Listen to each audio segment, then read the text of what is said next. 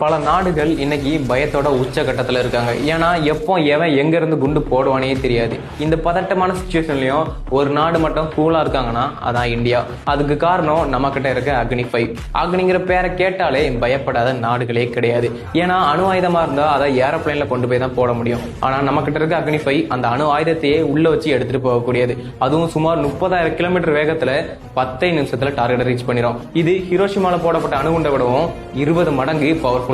இதை லான்ச் பண்ண உடனே நேர விண்வெளிக்கு போய் அங்கிருந்து 5 மிசைல்ஸ் பிரிஞ்சு டார்கெட் அட்டாக் பண்ணும். எதிரி நாட்டை கன்ஃபியூஸ் பண்றதுக்காக இதுல ஒரு சில டம்மி மிசைல்ஸுமே இருக்கும். எதிரி நாடு எது ஒரிஜினல் எது டம்மின்னு கண்டுபிடிக்கிறதுக்குள்ளேயே அந்த நாடு தரமட்டமாயிரும். குறிப்பா சொல்லணும் அப்படின்னா உலக வரைபடத்துல இருந்தே அந்த நாடு காணாம போயிடும். அப்படி உலகத்திலேயே ரொம்ப பவர்ஃபுல்லான வெப்பனா பார்க்கக்கூடியது அக்னி-5. இதை யாரு கண்டுபிடிச்சா அப்படின்னா நம்ம எல்லாருக்குமே தெரிஞ்ச ஏபிஜே அப்துல் கலாம் அவர்கள்.